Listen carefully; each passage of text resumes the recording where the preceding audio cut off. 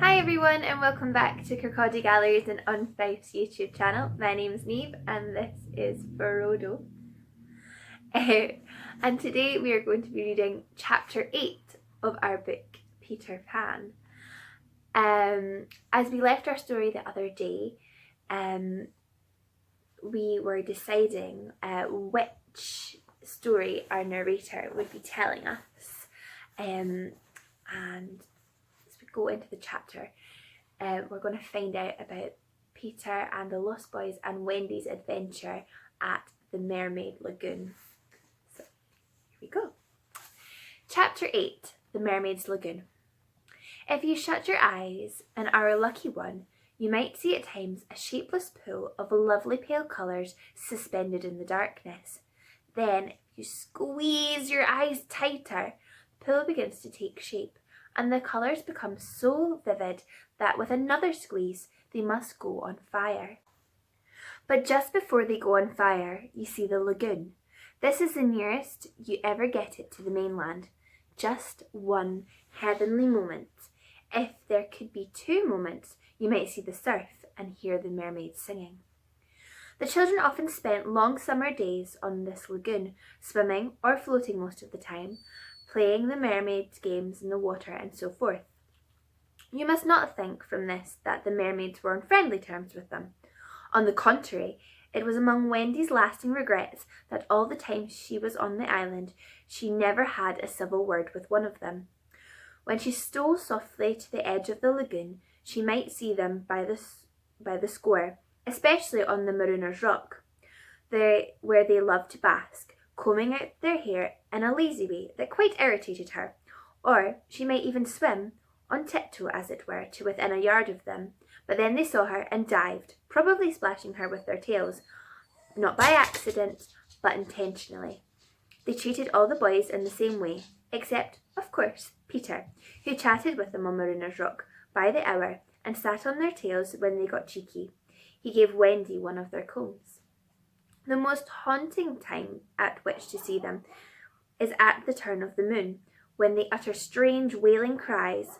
But the lagoon is dangerous for mortals then, and until the evening of which we have now to tell, Wendy had never seen the lagoon by moonlight, less from fear, for of course Peter would have accompanied her, but than because she had strict rules about every one being in bed by 7. She was often at the lagoon, however, on sunny days after rain, when the mermaids come up in extraordinary numbers to play with their bubbles. The bubbles of many colours made in rainbow water they treat as balls, hitting them gaily from one to the other with their tails, and trying to keep them in the rainbow till they burst. The goals are at each end of the rainbow, and the keepers are only allowed to use their hands. Sometimes hundreds of mermaids will be playing in the lagoon at that time, and it is quite a pretty sight. But the moment the children tried to join in, they had to play by themselves, for the mermaids immediately disappeared. Nevertheless, we have proof that they secretly watched the interlopers, and were not above taking an idea from them, for John introduced a new way of hitting the bubble, with his head instead of the hand, and the mermaid goalkeepers adopted it. This is the one mark that John has left on Neverland. It must also have been rather pretty to see the children resting on a rock for half an hour after their midday meal, Wendy insisting on their doing this, and it had to be a real rest even though the meal was make-believe. So they lay there in the sun and their bodies glistened in it, while she sat beside them and looked important.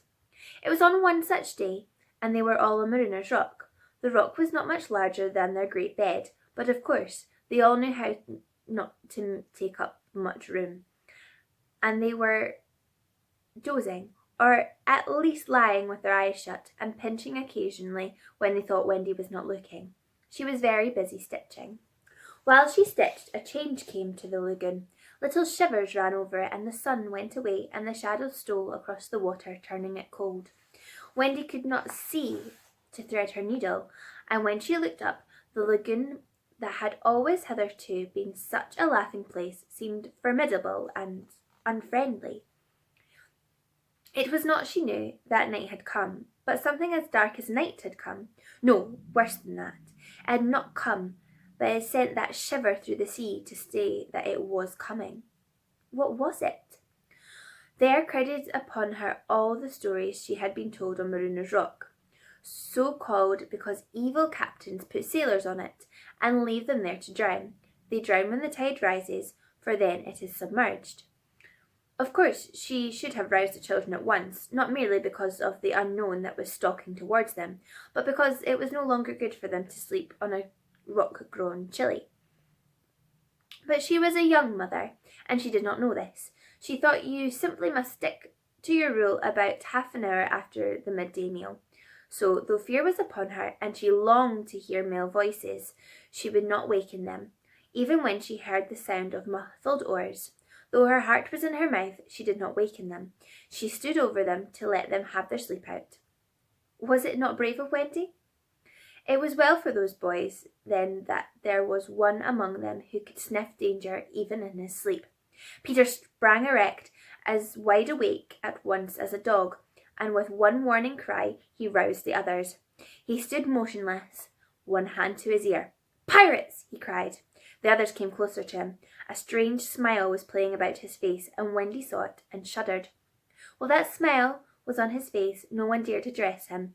All they could do was stand ready to obey. The order came sharply and incisive. "Dive!" There was a gleam of legs, and instantly the lagoon seemed deserted. Maruna's Rock stood alone in the forbidding waters, as if it were itself marooned. The boat drew near. It was the pirate dinghy, with 3 figures in her, Smee and Starkey, and the third, a captive, no other than Tiger Lily. Her hands and ankles were tied, and she knew what was to be her fate. She was to be left on the rock to perish, an end to one of her race more terrible than death by fire or torture. For it is not written in the book of the tribe that there is no path through water to the happy hunting ground. Yet her face was impassive. She was the daughter of a chief. She must die as a chief's daughter. It was enough. They had caught her boarding the pirate ship with a knife in her mouth.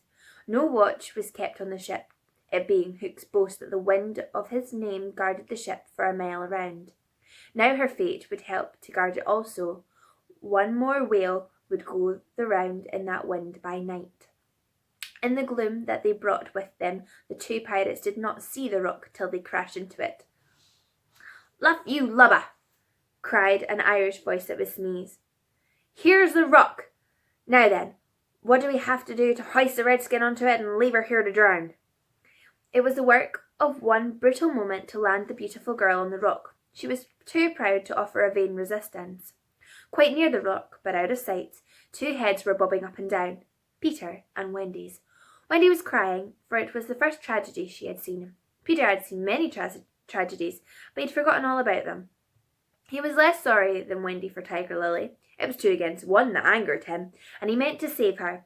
An easy way would have been to wait until the pirates had gone, but he was never one to choose the easy way.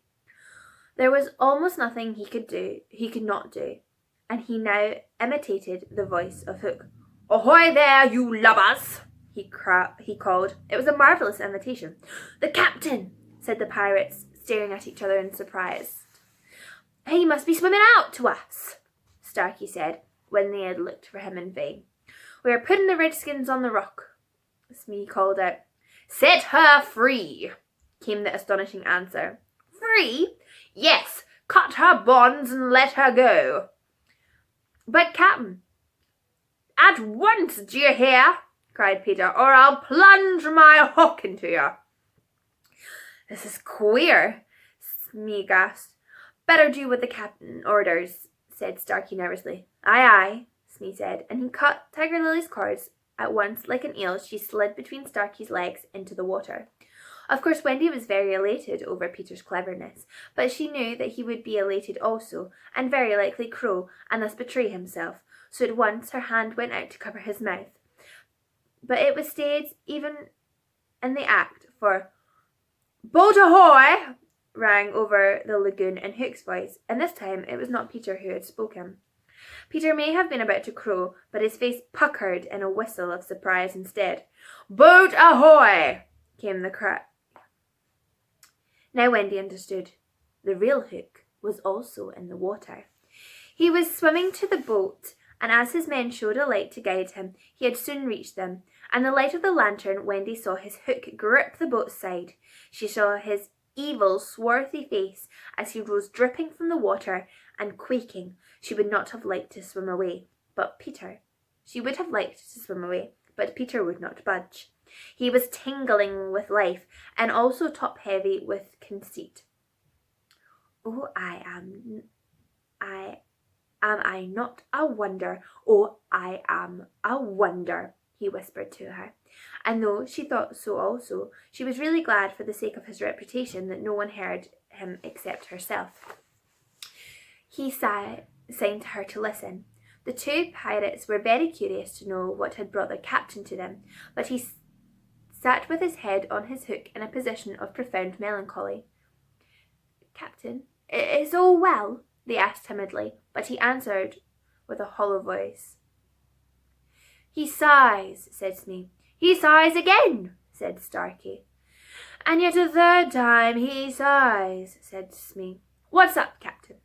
Then at last he spoke passionately. "The game's up," he cried. "Those boys have found a mother." Frightened though she was, Wendy swelled with pride. "Oh, evil day!" cried Starkey. "What's a mother?" asked the ignorant Smee. Wendy was also shocked that she exclaimed, "He doesn't know!" And always after this she felt that if she could have a pet pirate, Smee would be her one. Peter pulled her beneath the water, for Hook had started up crying. "What was that?" "I heard nothing," said Starkey, raising the lantern over the waters. And as the pirates looked, they saw a strange sight. It was the nest I have told you of, floating on the lagoon, and the Never Bird was sitting on it. "See," said Hook in an answer to Smee's question, "that is a mother. What a lesson! The nest must have fallen into the water, but would the mother desert her eggs? No." There was a break in his voice, as if for a moment he recalled innocent days but he brushed away his weakness with his hook. Smee, much impressed, gazed at the bird as the next was borne past, but the more suspicious Starkey said, "If she is a mother, perhaps she is hanging about here to help Peter." Hook winced. "Aye," he said, "that is the fear that haunts me." He was roused from his dejection by Smee's eager voice. "Captain," said Smee, "could we not kidnap these boys' mother and make her our mother?" "It is a princely scheme," cried Hook, and at once it took practical shape in his great brain. "We will seize the children and carry them to the boat. The boys we will make walk the plank, and Wendy shall be our mother." Again Wendy forgot herself. "Never!" she cried and bobbed. "What was that?" But they could see nothing. They thought it must have been but a leaf in the wind. "Do you agree, my bullies?" asked Hook. "There is my hand on it," they both said. "And there is my hook. Swear?" They all swore. By this time they were on the rock, and suddenly Hook remembered Tiger Lily. "Where is the red skin?" he demanded abruptly.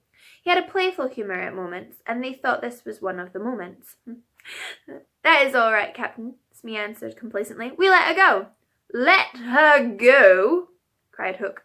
"'Twas your orders." The boatswain faltered. You called over the water to tell us to let her go," said Starkey. "Brimstone and coal," thundered Hook. "What cozying is here?" His face had gone black with rage, and he saw that they believed their words, and he was startled. "Lads," he said, shaking a little, "I gave no such order." "It is passing queer," Smee said, and they all fidgeted uncomfortably. Hook raised his voice, but there was a quiver in it. "Spirits that haunt this dark lagoon tonight," he cried, "dost thou hear me?" Of course, Peter should have kept quiet, but of course he did not. He immediately answered in Hook's voice, "Odd Bob's hammer and tongs, I hear you." In that supreme moment, Hook did not blanch, even at the gills, but Smee and Starkey clung to each other in terror. "Who are you, stranger? Speak!" Hook demanded. I am James Hook, replied the voice, captain of the Jolly Roger. You are not, Hook cried hoarsely. Brimstone and gold, the voice retorted. Say that again and I'll cast anchor in you. Hook tried a more ingratiating manner. If you are, Hook, he said almost humbly, come, tell me who I am. A codfish, replied the voice. Only a codfish. A codfish, Hook echoed blankly, and it was then, but not till then, that his proud spirit broke. He saw his men draw back from him. Have we been captained all this time by a codfish? They muttered. It is lowering to our pride.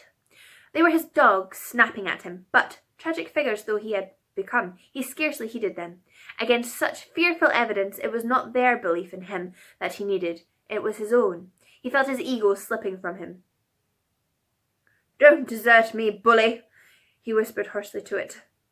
In the dark nature there was a touch of the feminine, as in all the great pirates, and it sometimes gave him intuitions. Suddenly he tried the guessing game. Hook, he cried, have you another voice? Now Peter could never resist a game, and he answered blithely in his own voice. I have. And another name? Aye, aye. Vegetable, asked Hook. No. Mineral? No. Animal? Yes. Man? No. The voice rang out scornfully. Boy? Yes. Ordinary boy? No. Wonderful boy. To Wendy's pain, the answer that rang out this time was yes. Are you in England? No. Are you here? Yes. Hook was completely puzzled. You ask him some questions, he said to the others, wiping his damp brow. Smee reflected. I can't think of a thing, he said regretfully. Can't guess, crowed Peter. Do you give it up? Of course, in his pride, he was carrying the game too far, and the miscreants saw their chance. Yes, they answered eagerly. Well then, he cried, I am Peter Pan. Pan. In a moment Hook was himself again, and Smee and Starkey were his faithful henchmen. Now we have him, Hook shouted. Into the water, Smee. Starkey, mind the boat. Take him dead or alive. He leaped as he spoke, and simultaneously came the gay voice of Peter. Are you ready, boys? Aye, aye, from various parts of the lagoon. Then lam into the pirates. The fight was short and sharp. First to draw blood was John, who gallantly climbed into the boat and held Starkey. There was a fierce struggle in which the cutlass was torn from the pirate's grasp. He wriggled overboard and John leapt after him. The dinghy drifted away. Here and there a head bobbed up in the water, and there was a flash of steel, followed by a cry or a whoop. In the confusion, some struck at their own side. The corkscrew of Smee got Tootles in the fourth rib, but he was himself pinked in turn by Curly. Further from the rock, Starkey was pressing slightly and the twins hard. Where all this time was Peter? He was seeking bigger game. The others were all brave boys, and they must not be blamed for backing from the pirate captain. His iron claw made a circle of dead water around them, from which they fled like affrighted fishes. But there was one who did not fear him. There was one prepared to enter that circle. Strangely, it was not in the water that they met. Hook rose to the rock to breathe, and at the same moment Peter scaled it on the opposite side. The rock was slippery as a ball, and they had to crawl rather than climb. Neither knew the other was coming. Each feeling for a grip met the other's arm. In surprise they raised their heads, and their faces were almost touching. So they met. Some of the greatest heroes have confessed that just before they fell to they had a sinking. Had it been so with Peter at that moment, I would admit it. After all, this was the only man that the sea cook had feared. But Peter had no sinking. He had one feeling only, gladness, and he gnashed his pretty teeth with joy. Quick as though he snatched a knife from Hook's belt and was about to drive it home, when he saw that he was higher up the rock than his foe. It would not have been fighting fair. He gave the pirate a hand to help him up. It was then that Hook bit him. Not the pain of this, but its unfairness was what dazed Peter. It made him quite helpless. He could only stare, horrified. Every child is affected thus the first time he is treated unfairly, and he thinks he has a right to when he comes to you to be yours in fairness. After you have been unfair to him, he will love you again, but he will never afterwards be quite the same boy. No one ever gets over the first unfairness. No one except Peter. He often met it, and he always forgot it. I suppose that was the real difference between him and all the rest. So when he met it now, it was like the first time, and he could just stare, helpless. Twice the iron hand clawed him. A few minutes afterwards, the other boys saw Hook in the water, striking wildly for the ship. No elation on his pestilent face now, only white fear, for the crocodile was in dogged pursuit of him. On ordinary occasions the boys would have swung alongside cheering, but now they were uneasy, for they had lost both Peter and Wendy and were scouring the lagoon for them, calling them by name. They found the dinghy and went home in it, shouting, "Peter! Wendy!" as they went, but no answer came save the mocking laughter of the mermaids. They must be swimming back or flying, the boys concluded. They were not very anxious. They had such faith in Peter. They chuckled, boy-like, because they would be late for bed, and it was all Mother Wendy's fault. When their voices died away, there came cold silence over the lagoon, and then a feeble cry. "Help! Help!" Two small figures were beating against the rock. The girl had fainted and lay on the boy's arm. With a last effort, Peter pulled her up the rock and then lay down beside her. Even as he also fainted, he saw that the water was rising. He knew that they would soon be drowned, but he could do not more. As they lay side by side, a mermaid caught Wendy by the feet and began pulling her softly into the water. Peter, feeling her slip from him, woke with a start and was just in time to draw her back, but he had to tell her the truth. "We are on the rock, Wendy, but it is growing smaller. Soon the water will be over it." She did not understand even now. "We must go," she said almost brightly. "Yes," he answered faintly. "Shall we swim or fly, Peter?" He had to tell her. "Do you think you could swim or fly as far as the island, Wendy, without my help?" She had to admit that she was too tired. He moaned. "What is it?" she said, anxious about him at once. "I can't tell you, Wendy. Hook wounded me. I can neither fly nor swim." "Do you mean we shall both be drowned?" "Look how the water is rising." They put their hands over their eyes to shut out the sight. They thought they would soon be no more. As they sat thus, something brushed against Peter as light as a kiss, and stayed there, as if saying timidly, "Can I be of any use?" It was the tail of a kite, which Michael had made some days before. It had torn itself out of his hand and floated away. "Michael's kite," Peter said without interest.